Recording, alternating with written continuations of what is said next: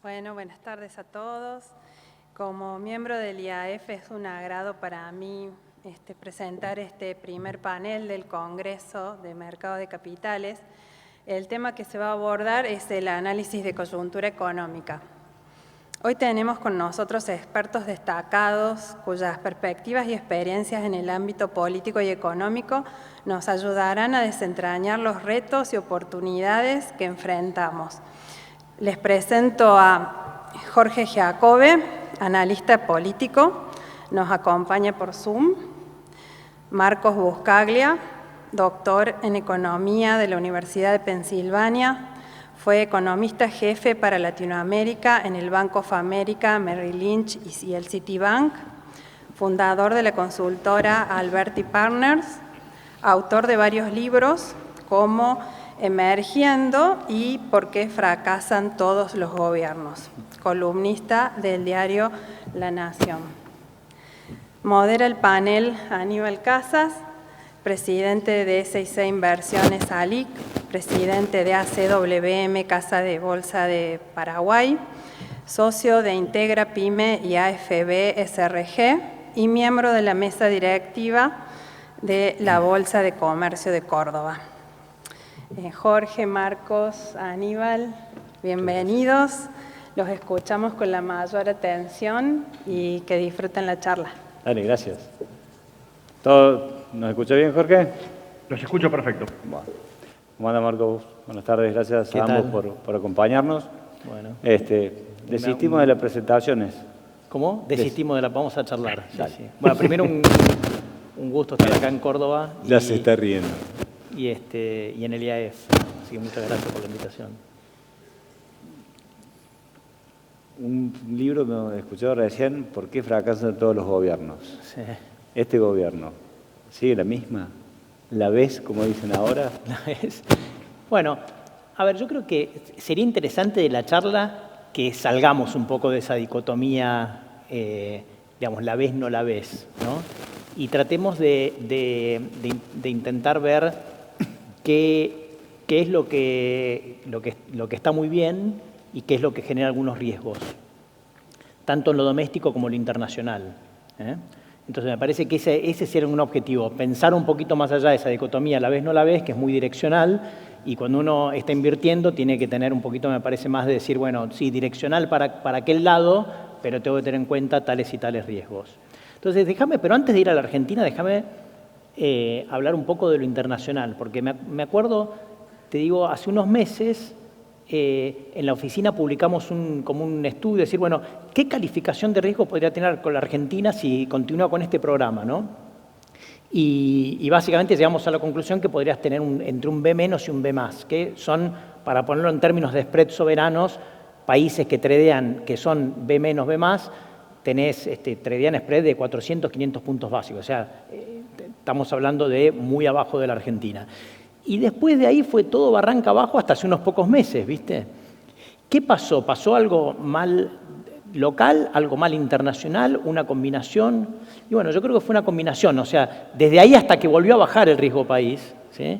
¿Te acuerdas que subió? En marzo estábamos 900. Claro, y después se pegó una suba, llegaste a 1000 y algo, 1300, y ahora volvió a bajar. Entonces, ¿qué pasó ahí en el medio para no circunscribirnos a este último rally? Bueno, una combinación de cosas, datos fuertes de Estados Unidos, con la idea esta de la Fed no va a bajar tasas, ¿te acuerdas? Decía, la Fed no va a bajar tasas, se llama higher for longer. Yo me acuerdo, volví de Washington, de las reuniones del Fondo Monetario de abril, ¿sí? Y el consenso era higher for longer. ¿Qué significa higher for longer? Es que la Reserva Federal no va a bajar las tasas por mucho tiempo y que este es el nivel de tasas por mucho tiempo para hacer que la economía pueda converger a un nivel inflacionario razonable. Entre eso y lo local, que era que el Banco Central pasó a desacumular reservas, fue que los spreads se fueron. Y después al revés, es decir, parte de la compresión del spread soberano que vimos estos últimos meses no es por lo que pasó acá. Parte sí, no digo que nada, pero parte es porque comprimió todo el complejo de activos riesgosos, vamos a poner así, pensando que Argentina es un activo riesgoso. Es decir, uno mira Ecuador, gran parte del rally que es el otro el otro bono de high yield de Sudamérica, vamos a poner así. Bueno, Ecuador también ralió un montón estos últimos meses, no tanto como la Argentina, después podemos hablar un poquito de Ecuador, pero no tanto como la Argentina, pero ralió un montón. Si uno mira lo que es corporativos high yield de Estados Unidos, es decir, aquellos que no son investment grade, también raliaron un montón, estaban en 9,5, ahora hasta hace poco llegaron a 7,5, ahora volvieron a subir. Es decir, te das cuenta que nosotros, viste, es como que acá el debate en la Argentina Nos olvidamos que es estamos como en que el no mundo. existiera nada más, ¿viste? Y vos decís, no, pará, primero tenés que tener una visión del mundo. Primero tenés que tener una visión del mundo porque el mundo, ¿viste? Nosotros somos un corchito flotando en un océano. Entonces, lo que pasa dentro del corchito ese es importante, pero tenemos que tener en cuenta que estamos en un océano. Y entonces, digo, hay que empezar mirando el mundo. Yo creo que es el primer aprendizaje en decir la vemos, no la vemos. Porque a veces las cosas funcionan porque tenemos suerte. Yo qué sé, Macri llegó con las tasas, cuando Macri asume la presidencia, las tasas en el mundo, los treasury estaban a 1,5 y si comprabas deuda de Suecia, esos países, ¿te acordás? Tenía retorno negativo. Te cobraban por dejar la plata en el banco. Claro, te la comprabas por arriba de la par, la deuda esa. Entonces, claro, vino Macri y ahí nos llovieron los dólares. Y después, el programa de Macri falló cuando las tasas empezaron a subir en Estados Unidos. Uno puede decir, no, bueno, el gradualismo está bien, pero lo que pasó con las tasas también fue importante. Entonces, primero visión del mundo. Y ahí creo que primero está bueno, si tenemos un ratito, plantarnos ahí, ¿no?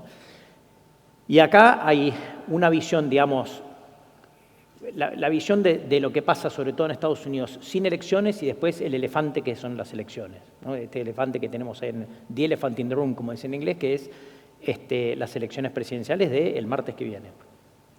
La visión, vamos a poner así, si no hubiera elecciones, si la parte pura, ¿cómo está el de la economía de Estados Unidos? Bueno, es una economía que ha venido mucho más sólida de lo esperado. Es como que hace mucho tiempo los economistas allá vienen diciendo viene una recesión, y la recesión no llega. Cada tanto sale un dato malo, como el que originó un pánico hace un mes y algo, no sé si te acordás, que sale un dato de creación de empleo, payroll se llama, malo y se generó un pánico, la Reserva Federal tiene que bajar tasas. Ahora, la historia dice que cuando la curva de tasas se invierte, normalmente entras en una recesión. Eso sucedió, subió la tasa y no pasó nada. La curva estuvo invertida un montón de tiempo, vos mirás todos los datos que estuvieron saliendo estos días, muy fuerte, PBI de Estados Unidos, ayer salió lo que se llama ADP, que es como un adelanto del dato de payrolls que sale de payroll, o sea, datos relativamente, hoy salió lo que es inflación núcleo, también de la que mira la Fed, relativamente sólida. Entonces, bueno, la idea es, yo creo de todas maneras que si no hay un shock muy grande eleccionario, ahora voy a ver van a ver a qué me refiero con esto, yo sigo creyendo que la economía va a una recesión, es decir, que no haya llegado no significa, no una recesión, no dije recesión, va a una desaceleración, que no sabemos de qué magnitud es. O sea, que no haya llegado, que se hayan equivocado los expertos o los no expertos, como yo que decía en Estados Unidos, en que no vino la recesión no significa que no venga. ¿Por qué? Bueno, porque hay factores, vos mirás y decís, bueno, hay factores que te permiten explicar esa resiliencia que tuvo la economía de Estados Unidos y uno piensa son factores que probablemente no sigan. Digo tres básicamente. El primero es que hubo un aumento de la inmigración brutal. Es como un shock de oferta. De repente te entraron cientos de miles de personas por mes al mercado laboral y eso te permite básicamente que vos hayas tenido una recuperación sin inflación porque la presión salarial no fue muy alta. Ese aumento de inmigración fue tremendo. Ahora, de acá en adelante, gane quien gane, eso va a cambiar. Hay diferentes magnitudes, obviamente. Trump quiere deportar 8,8, hasta un tope de 8,8 millones de inmigrantes ilegales, ¿no? Supongamos que no pasa, pero Kamala, si gana Kamala Harris, tampoco va a ser tan permisiva con la inmigración porque ya sabe que si hay algo que le cuesta, si ella, a ver, lo que más le está costando a ella ahora es el tema del borde con México. ¿Por qué? Porque era algo que se lo encargaron a ella. Y entonces ella está apoyando una ley que hay en el Congreso de Estados Unidos para restringir la inmigración ilegal. Entonces ese factor va a cambiar. El segundo es el fiscal. Están locos. tienen 7 puntos de déficit fiscal con pleno empleo, es una locura. Y acá nos quejamos de 5 de los Kirchner. Claro, no, 7 puntos de déficit fiscal con pleno empleo, porque como dicen los libros de texto, como debería funcionar la política fiscal, es que cuando hay recesión, el gobierno cobra menos impuestos, da más beneficios de desempleo, entonces el déficit fiscal sube, y cuando la economía está en pleno empleo pasa lo opuesto, gana más de impuestos a las ganancias y paga menos de beneficios de empleo y el déficit fiscal. No, ahora hay 7 puntos de déficit.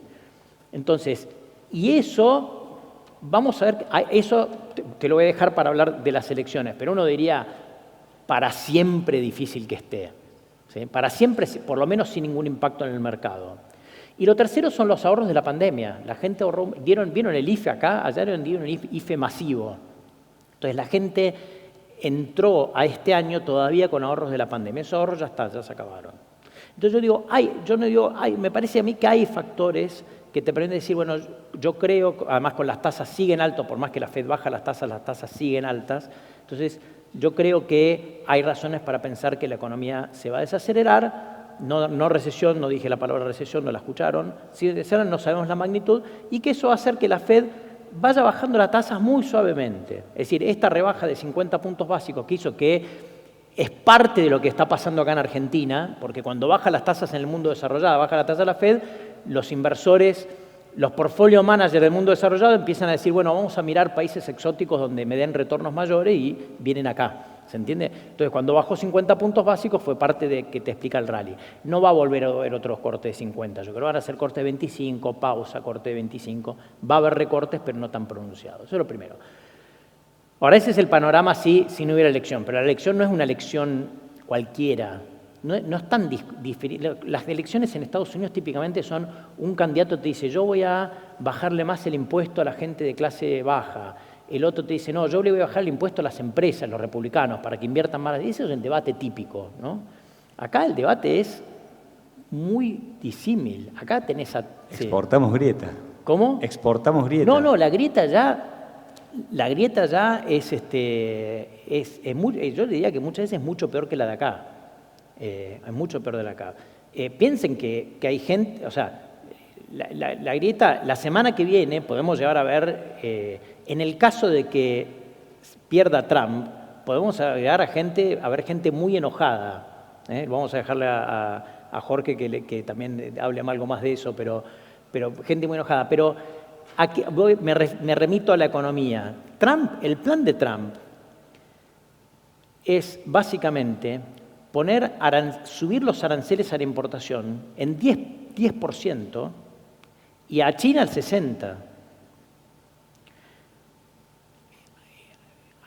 Los presidentes en Estados Unidos, aclaro, tienen bastante autoridad para hacer eso vía decreto, vía executive order se llama en Estados Unidos. Entonces, eso sería muy disruptivo.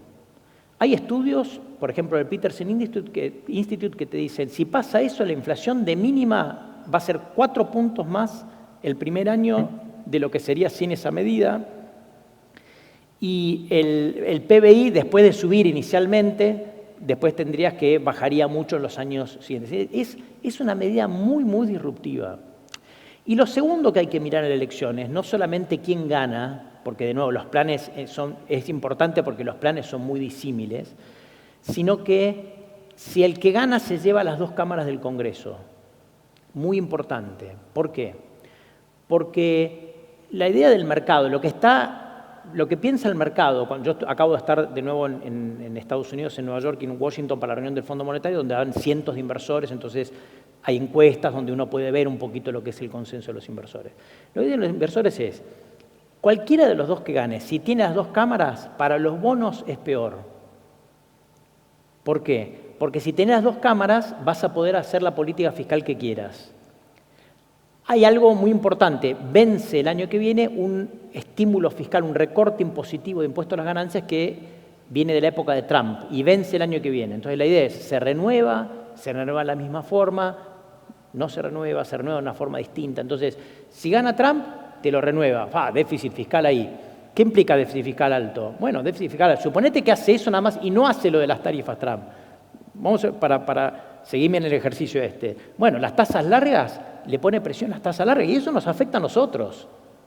Sí, tasas más altas en el mundo, menos plata para emergentes. Menos plata para emergentes, claro. ¿Se entiende? Entonces, ahora, si las cámaras están divididas, como es el consenso hoy, yo aclaro, para que vean, el consenso hoy es que las cámaras van divididas, que el Senado se lo quedan los republicanos y la Cámara de Representantes los demócratas. Entonces, por eso el mercado está relativamente tranquilo, porque dice, bueno, si es esto, la política fiscal no va a ser tan expansiva. Le pone un límite, ¿sí? Le pone un límite. Te dejo un segundo ahí para Dale. decir, ¿coincidís por esa parte? ¿Cómo ves este entorno y cómo afecta eso a la situación de Argentina y lo que puede venir?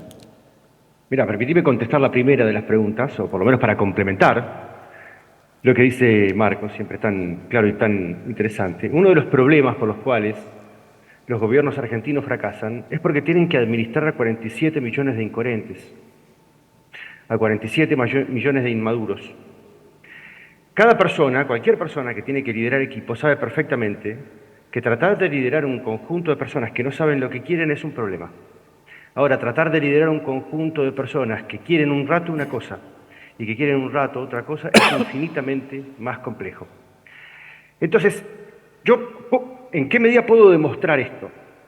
Nosotros habíamos publicado un año antes de las elecciones, Aníbal, un año antes de las elecciones, que el 71% de los argentinos pretendía, para después de las elecciones, un gobierno de centro-derecha o de derecha. 71%. Fíjate que el dato es de una potencia enorme, como si estuviera muy claro, estaba muy claro en ese momento, hacia dónde los argentinos querían volantear. Y también arriba del 60%, gente queriendo un Estado más chico a partir del 2023. Un año antes de las elecciones. Eso la política lo leyó, puso todos los candidatos de derecha, absolutamente todos los candidatos de derecha. El único que no lo entendió es Nicolás del Caño, pero bueno, es una obviedad.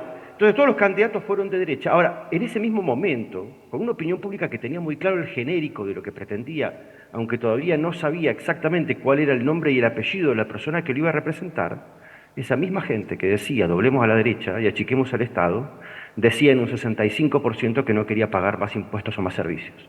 En un 65% que no se quería jubilar a los 70 años en vez de a los 60 o a los 65.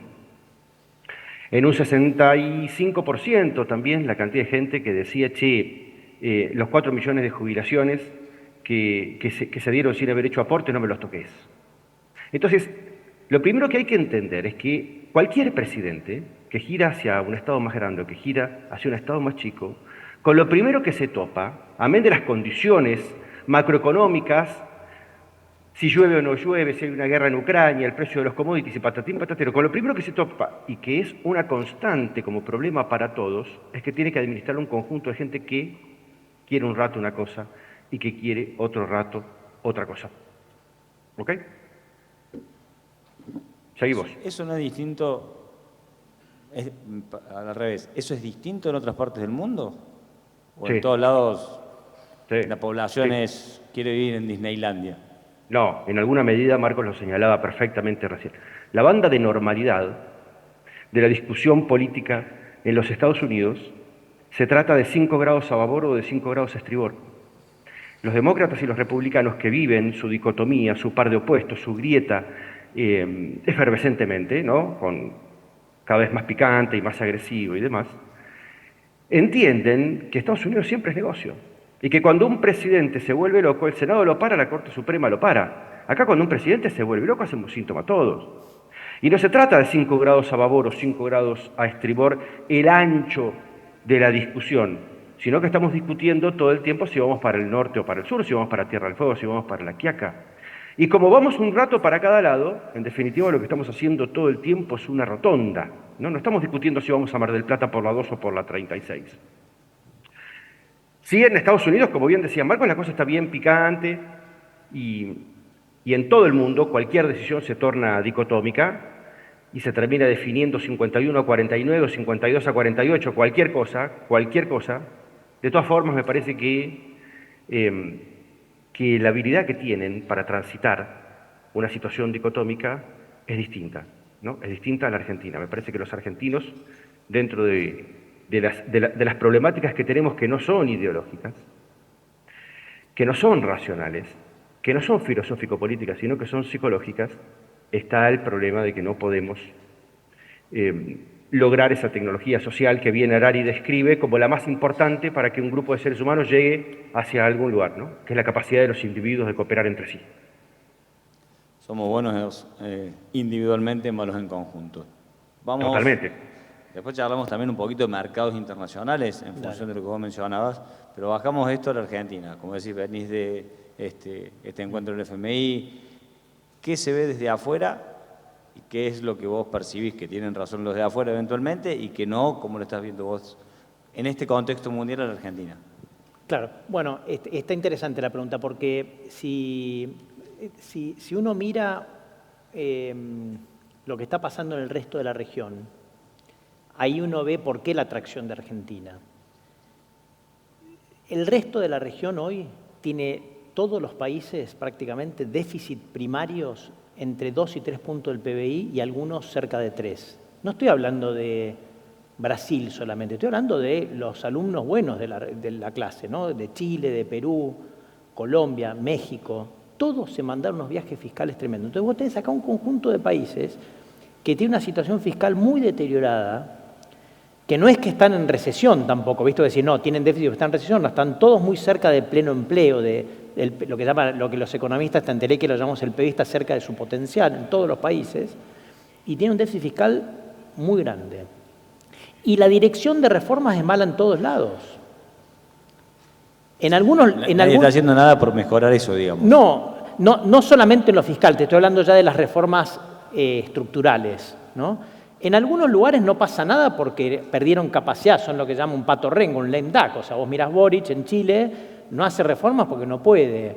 Petro va a los ponchazos, lamentablemente algunas reformas logra implementar, no demasiado grandes, pero Lula, demos la mano derecha, el año pasado implementó una reforma muy buena, que es una unificación impositiva. Ellos tenían 5 impuestos, los colapsan en uno básicamente, que tiene 2 partes. Es como si acá agarráramos, viste, IVA y todos ingresos brutos provinciales y otra cosa, y lo metíamos todo en un impuesto. Pero después de esa reforma no hay nada. México ni que hablar. México está con reformas grosas, institucionales, de ataque a la justicia, peligrosa, ataque a la justicia, ataque a lo que llama el Instituto Nacional Electoral, que era gracias al cual la democracia multipartidaria vino a México en el año 94. O sea, cosas difíciles, tomada por el narcotráfico. Entonces, vos mirás eso y decís, bueno, acá tengo estos otros tipos que sí son medio volátiles, como decía Jorge, pero en este momento vos mirás y tienen superávit primario, un gran compromiso con el superávit primario. Con esto de los vetos se demostró la innegociabilidad de ese superávit primario. No dije superávit fiscal, no hay superávit fiscal, hay superávit primario. Después podemos hablar de esto, pero hay superávit primario. Voy a explicar ese tema de por qué las LECAP sí, las LECAP no. Que es importante, pero hay un superávit primario, un ajuste de 4 puntos del PBI, y ese ajuste en un año como el año que viene, que es electoral, no se va a dilapidar. Es muy importante esto. Y la dirección de reformas estructurales es positiva. Uno podrá decir me gusta, no me gusta, van demasiado rápido, demasiado despacio, pero hay una dirección de reformas estructurales de desregulación, privatización y desburocratización muy importante, que es la que lleva adelante Federico Sturzenegger. Entonces, en ese vecindario, y dado los precios de los activos, la Argentina destaca. Por eso ahí está el componente local del rally reciente, en que yo creo que el mercado se da cuenta, bueno, esto va en serio, logra apoyo político con la ley de bases, logra esquivar los vetos, digamos, los vetos, logra que no le den vuelta a los vetos, la parte fiscal está sólida. Entonces me parece que ahí es el componente local. Entonces, esta parte yo le llamo lo estructural del programa, la estrategia. La estrategia del programa es muy buena. Hay un sustento distinto a otras cosas, hay una realidad más allá del maquillaje. O de cómo lo vendan. Claro, por eso yo trato de distinguir eso de la táctica, que es lo que nos pasamos el 95% discutiendo, que es el tipo de cambio, el cepo, la ciudad del cepo. Y que es importante, ojo que no digo que no es importante, pero la estrategia del programa es la adecuada. Es un país que tiene problemas históricos en la macro que le generan o sobreendeudamiento o inflación muy alta cuando no tiene financiamiento y recurre a la maquinita, y tiene un problema de que sea una economía totalmente cooptada por intereses especiales y sobreregulada. Y bueno, están en la dirección de ahí, están en la dirección, falta un montón, han hecho el 10% de lo que hay que hacer, pero han hecho el 10%. Entonces yo creo que la dirección es correcta. Después podemos hablar de la reversibilidad, que es lo que nosotros hablamos en el libro con Berenstein, por qué fracasan todos los gobiernos. Después podemos hablar de si esto, de cómo hacer esto y que se vuelva menos reversible que en el pasado. Pero la estructura del programa o lo que llamo la estrategia no tenemos que perder. Si me preguntas, ¿la ves, no la ves? Esa parte, para mí, que soy liberal, mi consultorio se llama Alberti Partners, es difícil no verla para mí. Después, la discusión, y ahí como inversor, por eso yo digo, estructuralmente hay que estar largo Argentina, si lo llevamos a los activos financieros. Ahora, después tenemos la parte táctica, y ahí es donde hay riesgos. Me detengo ahí, Dale. así después profundizamos. Seguro. Y todo esto tiene sustento político, decías, che, la población en su momento quería menos Estado, más Claro. esto, pero a la vez no quería más impuestos, no quiere más tarifas. ¿Cómo ves esto de cara a el desafío de poder sostenerlo? Porque ya hubo 2 vetos, el segundo pasó ahí, con lo justo, tenés un bloque radical que se quiebra, suelen ser bastante buenos para hacer esa cosa. ¿Cómo esto es sustentable? ¿Va a poder Milei llegar hasta las elecciones, donde se supone que aparte va a tener un año mucho más movido en lo político porque se empieza a jugar el futuro del resto, ¿no? Cristina ya está haciendo sus movidas. Decía Marcos cosas importantes, ¿no? Va en serio, da la sensación de que es un gobierno que va en serio, a aquello que Mauricio Macri fue con la pierna blanda, esto da la sensación de que tienen los cojones bien puestos. Este es un activo que opera bien en su propio público. Está el apoyo político. Yo agrego también que hay que entender que lo que estamos viviendo es una ficción del sistema político, sobre todo de la oposición, que hay que entender que Milei es funcional a todo el mundo, incluso al kirchnerismo. Milei es el tipo al cual todo el mundo apuesta a que meta los dedos en los enchufes que nadie quiere meter, que haga las reformas y las transformaciones que nadie quiere firmar. De modo tal que toda la queja que estamos viendo es la misma queja que podríamos ver, o la misma actitud que podríamos ver en un defensor que va contra un delantero con la pierna blanda. No lo quiere lastimar, simplemente quiere que la tribuna no se dé cuenta que le está dejando hacer el gol. ¿Okay? El sistema político sabe también, Aníbal, perfectamente, que no se van a comer ellos a Milei, que en todo caso se lo come la opinión pública, que no hay nada que derrocar, ¿no? Hoy la opinión pública cumple sus pactos, hay que dejar de tener miedo de conflictos que terminen en helicópteros o en tomas de la Bastilla o este tipo de cosas, me refiero a miedos viejos.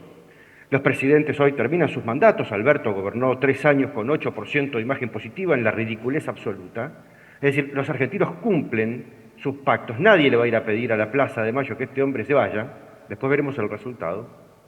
Es funcional para todo el sistema político. Ahora, otra discusión vamos a tener respecto a si la opinión pública quiere cambiar de sentido o no en las próximas elecciones presidenciales. ¿Por qué? Porque lo que complementa lo anterior es entender que Milei no está a merced de cuántos diputados y de cuántos senadores tiene. Ni tampoco está a merced de cuántos gobernadores van a un cumpleaños cuando él lo organiza o a una reunión de consenso de no sé qué, el Pacto de Mayo. Milei está a merced de tratar de entender dónde está la frontera de dolor tolerable de la opinión pública. Mira, Aníbal, de todas las campañas que hemos visto en Argentina, la de Milei, te guste o no, es la menos psicopática de todas. ¿Ok? Es decir, el secreto de una campaña política era decirle a la gente, por izquierda o por derecha, no importa, vení a mí, que yo te voy a solucionar todos los problemas sin dolor. Y los argentinos, como buenos ingenuos que somos, se nos dilataban las pupilas y convulsionábamos de felicidad cuando veíamos al candidato que preferíamos, insisto, por izquierda o por derecha. Muy bien. Milei se plantó en un lugar muy distinto en este sentido, ¿no? Como si fuera un kinesiólogo que te dice, flaco, son 48 sesiones, vení. Ya probaste con el pediatra, pues ya probaste con el clínico, ya probaste con la meditación trascendental, ya probaste con el homeópata, ya probaste con los cuencos tibetanos, no te sirvió nada y ahora tenés que venir a mí. Y son 48 sesiones y te va a doler como el orto. Te va a doler un montón. Y únicamente si te bancás todas las sesiones, al final está el premio. Y venimos de una crisis enorme. Y entonces el 55% de la población, donde hay otros 2 públicos, después entramos ahí, fue. Y empezó el dolor. Y vamos por la sesión 10, vamos por la sesión 11, y son 48. Digo 48 porque son 48 meses. Y ya una parte de la gente le empezaron a temblar las piernitas. Los números dicen esto. Aníbal, en mayo, Milei logró un pico de imagen positiva, 59%. Y de ahí hasta acá fue una curva para abajo. Perdió 17 puntos de imagen positiva en los últimos 4 meses. Hoy tiene 42. ¿Dónde los perdió? ¿Los perdió en todo el público en general? ¿Los perdió parejo? No, para nada. Los perdió particularmente en mayores de 51 años y en mujeres. ¿Qué nos dice esto? Que no es el público inicial de Milei, no es el 30% que lo votó en las PASO, que lo votó en la general, que lo sacó de las redes sociales y lo trajo a la política. Es parte del 25% que eran los viejos meados a los cuales tuvieron que ir a pedirles disculpas para votar en contra de Massa, votantes de Patricia Bullrich en particular, cuyas características son estas. Mujeres, preferentemente me refiero, ¿no? Preferentemente mujeres y mayores de 51 años. Los menores de 30 años, preferentemente varones, el público de 30 años sigue sólido como siempre. Y lo que se empieza a resquebrajar es ese segundo público. Es absolutamente lógico lo que está pasando. Después vos pensás si te gusta o no te gusta que Milei se caiga, y pensás si es mucho o es poco la caída, pero lo cierto es que es absolutamente lógico lo que está pasando. Es natural. ¿Por qué? Primero, porque los dos públicos que yo estoy describiendo tienen para con Milei adhesiones distintas. Los menores de 30 años lo trajeron hasta acá, lo trajeron, te diría, a UPA, sin tanta intención del mismo Milei, que esperaba sacar 20 puntos en la PASO y le dieron 30, es decir, lo subieron a UPA y lo llevaron hasta el lugar donde el público quería. Para ellos Milei es una bandera, lo van a defender hasta el final. Ahí tenés una base que para mí es prácticamente indestructible, o por lo menos en el corto plazo es absolutamente indestructible. Sí, ese núcleo duro que tenía el kirchnerismo en su momento. Bueno, sí, es otro 30%, ¿no? No es el mismo 30%. Otro público, pero digamos con esa misma idea. Claro, pero es absolutamente parecido en términos de peso, ¿ok? Muy bien. Esa es la base, 30%. El otro 25%, acordémonos siempre, que le dijo que no a Milei en la PASO, le dijo que no a Milei en la general, y le dijo que sí a Milei cuando había que elegir entre Frankenstein y el hombre lobo. El nivel de adhesión para con el hombre es absolutamente distinto. Para el primer público Milei es una bandera, para el segundo público Milei es una circunstancia. Con todas las críticas que le puedan hacer, es mejor circunstancia que todo lo anterior, eso sí, y eso es lo que todavía lo sustento. El resquebrajamiento está en este segundo 25% que se sumó para la segunda vuelta. Entonces, Milei está bajando, Milei está bajando. ¿Es un desplome? Ahora lo valorizo yo, ¿no? Mi opinión. ¿Es un desplome? No, no es un desplome.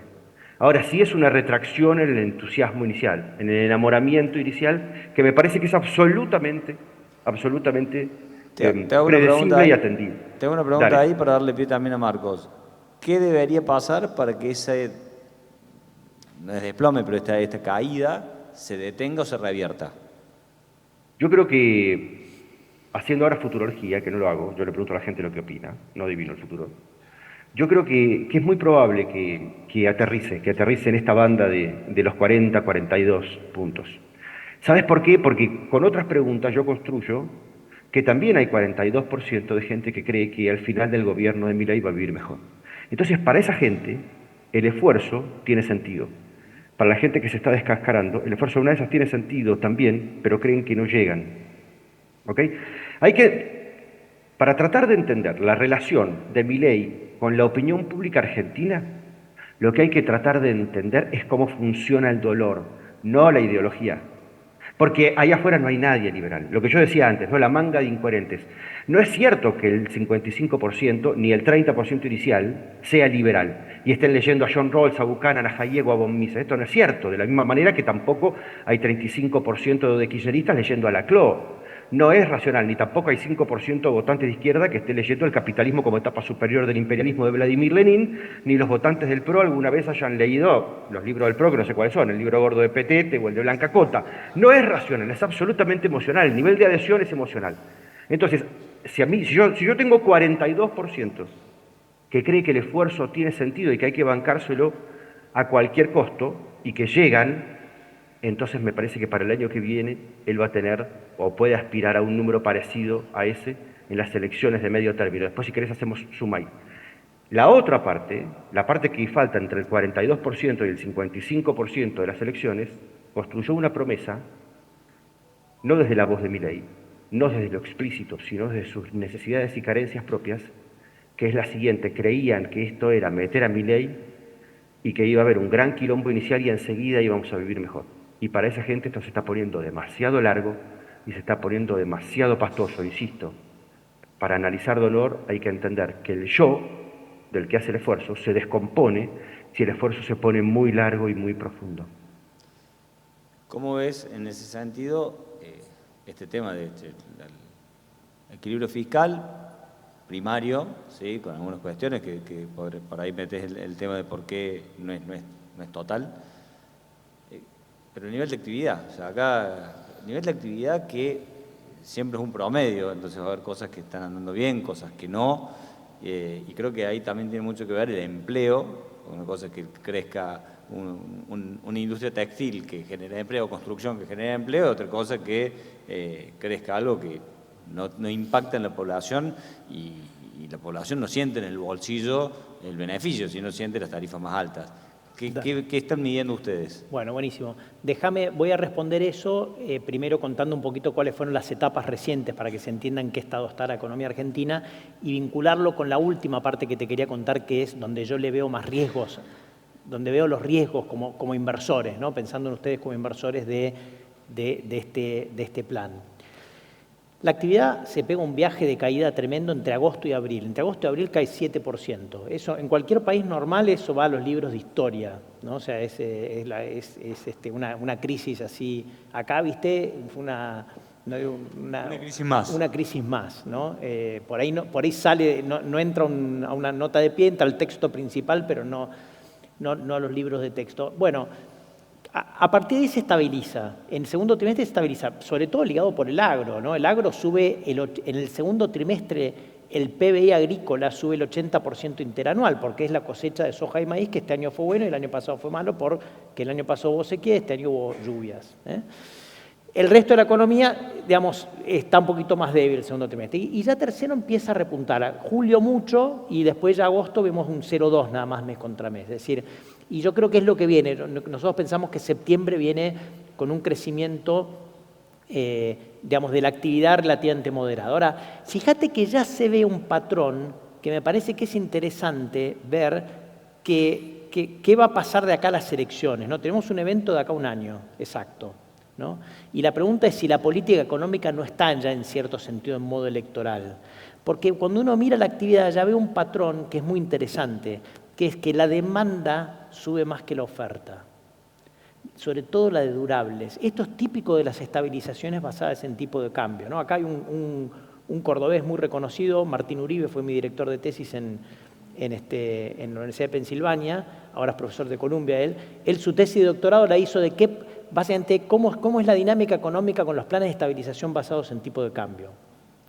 Y lo que él te muestra es que siempre hay un boom de consumo de durables, ¿no? Y acá lo que estamos viendo es un mini boom, ¿no? Fíjate, ventas de autos viene 30% arriba de año contra año, más o menos. Electrodomésticos muy parecido. Motos, autos, electrodomésticos. Ahora, la producción, la venta de las terminales domésticas hacia las concesionarias está menos 30 año contra año. ¿Se entiende la diferencia? Y esto lo ves que el nivel de importaciones vuelve a subir, de bienes y de servicios. Miren servicios. Turista para afuera, 40% para arriba, turista para adentro, 20 algo % interanual para abajo. Entonces, yo creo que esta tónica, si el gobierno de acá a las elecciones no saca el cepo y sigue con este crawl, ¿no? Con un crawl que por ahí lo baja un poquitito, pero sigue con esta política monetaria cambiaria sin sacar el cepo, esta tónica va a continuar. Donde vos ves la economía, la actividad va a recuperar el año que viene. Porque te digo, dos o tres cosas básicas de por qué. El impulso fiscal negativo de este año fue de más de 5 puntos. Tenés 4 nacionales, y no tengo terminado de hacer el cálculo, pero debe haber habido mínimo 1 provincial. Todo el mundo habla del ajuste nacional, ¿no? Pero vos mirás, el ajuste de sueldos de las provincias, año contra año, primer semestre donde ya tenés datos, fue peor que el nacional en la mayoría de las provincias. O sea, las provincias también se pegaron un mega ajuste. El año que viene, ese ajuste no va a estar. El sector público consolidado va a ser expansivo, levemente expansivo. ¿Por qué? A nivel nacional ya lo tenemos en el presupuesto. El gasto primario de este año, 2024, 15.1 del PBI. El del año que viene, 15.2, o sea, un pelín. Ahora, las provincias van a expandir más. Las provincias todos ahorraron este año, el año que viene, el año electoral. va a haber obra pública, aumento de salario. Entonces, el ¿En serio? ¿Vos podés predecir eso en la Argentina, seguro? Sí. Te diría que es una de las pocas cosas que uno puede decir con mucha seguridad, que hay un ciclo electoral muy marcado a nivel provincial, ¿no? En los gastos. Entonces, el impulso, tomen estos números como muy preliminares, pero un impulso fiscal de -5 este año va a ser un impulso probablemente de +1 el año que viene, cerca de +1. Entonces, ya tenés eso. Después tenés el fenómeno vaca muerta el año que viene.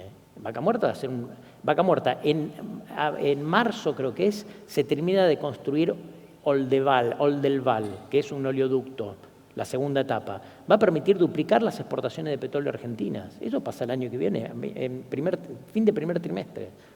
Y bueno, y te necesitas todo el CAPEX para producir el petróleo para meter ahí en el tubo, ¿no? Más todos los servicios, o sea... Si hay una recomendación acá para los cordobeses es pónganse a trabajar en ayudar a proveer servicios a lo que es Vaca Muerta, que va a ser un boom, ¿no? En los próximos años. Y después hay otro oleoducto que se va a construir, que va a estar para 2027, que va a permitir duplicar el nivel una vez que esté finalizado el Deval, ¿no? O sea, cuadruplicar el nivel que tenemos ahora de exportaciones de petróleo, ¿se entiende? Tenés eso, tenés muchos factores más. La economía va a crecer. La pregunta es ¿cuánto lo va a sentir la gente? Eso sí, todavía está un poco más en duda de cuánto lo va a sentir la gente. Pero el número del PBI va a ser positivo. Fíjate vos, en los números tenés 2 rangos ahora. 3,5 es el consenso de economistas, yo creo que se quedan cortos. 5 es el Fondo Monetario, que es siempre muy conservador con estas proyecciones. 5 de crecimiento del PIB espera el Fondo Monetario para Argentina el año que viene. Entonces la economía va a crecer. ¿Cuánto le llega a la gente por el tema de que es más de demanda de bienes que pueden comprar la clase media alta, yo te diría, o de cuestiones de oferta que tienen muy poco derrame, relativamente poco derrame de empleo, como es Vaca Muerta? Bueno, eso está por verse, ¿eh? Ahora, y ahí esto me sirve para ir con la cuestión de dónde está lo que tenemos que tener cuidado, ¿Dónde están ¿no? los riesgos de esto? Los riesgos, pues yo dije, la parte mal? estructural está muy bien. ¿Dónde están los riesgos? Bueno, los riesgos es que hay que entender qué estrategia elige el gobierno y cuáles son las implicancias, ¿no? Uno puede decir, la primera es partir, ¿este tipo de cambio es el adecuado o no? Y el gobierno te dice, sí, yo con este tipo de cambio es el adecuado y con este tipo de cambio voy a ganar dólares vía la cuenta capital. Me van a entrar inversiones. Miren lo que pasó en octubre, no te digo yo, me imagino yo que están diciendo, ¿no? Miren lo que pasó en octubre, ¿sí? Donde te entran dólares por la cuenta capital. Ojo que también en octubre se están pagando menos importaciones, las exportaciones están muy fuertes de Seara, pero esta es la visión del gobierno. Yo con este tipo de cambio, Vaca Muerta y otras, el RIG y todo eso me va a hacer una lluvia de dólares. Y otros, incluido yo creo el Fondo Monetario, no quiero poner palabras en la boca del Fondo Monetario, pero es decir, mira, yo creo que los dólares te los tenés que ganar con la cuenta corriente, exportando más de lo que importás, tanto de bienes como servicios, y para eso necesita un tipo de cambio más alto. Entonces ese es el debate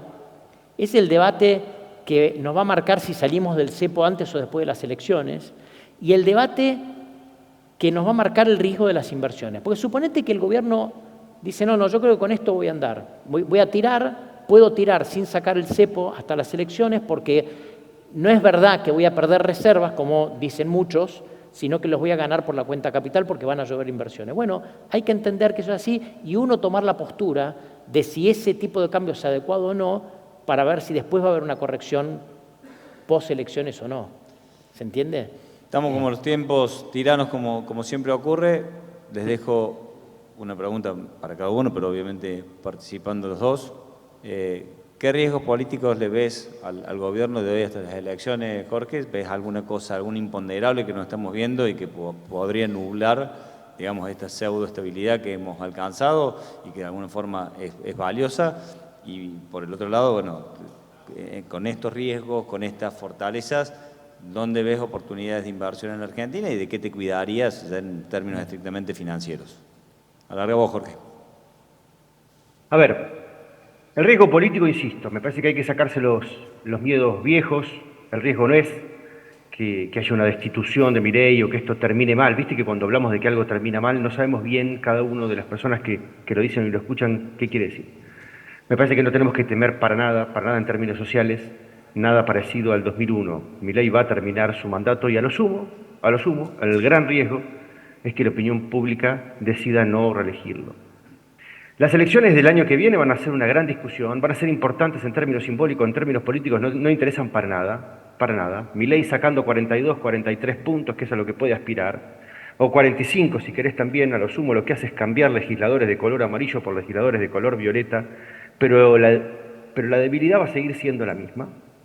Las puede ganar, puede pelear la provincia de Buenos Aires más 3 puntos o menos 3 puntos, pero no va a cambiar grandemente la cosa. Acordate lo que te voy a decir, Aníbal. Lo único que va a importar al final del gobierno de Milei es si le puede dejar o no el gobierno a alguien del mismo palo. Él durante estos 4 años puede meter los dedos en 20 enchufes o los puede meter en 200 enchufes. Puede transformar 10 cosas o puede transformar 200 cosas. ¿Ok? Ahora lo que necesita la Libertad Avanza es poder dejarle el camino allanado a alguien que vaya en el mismo sentido. Si no, todo lo que se hizo finalmente se termina deshaciendo. La reversibilidad o no que mencionabas antes, Marcos. Claro, y esta es la parte que a mí, perdón, termino con esto. Esta es la parte que a mí más me preocupa de la política argentina, porque es como si todos los espacios políticos estuvieran naufragando en el presente. Todos están obturando el futuro. Milei está obturando el futuro, no deja que nadie se muestre, no deja que nadie tenga valor.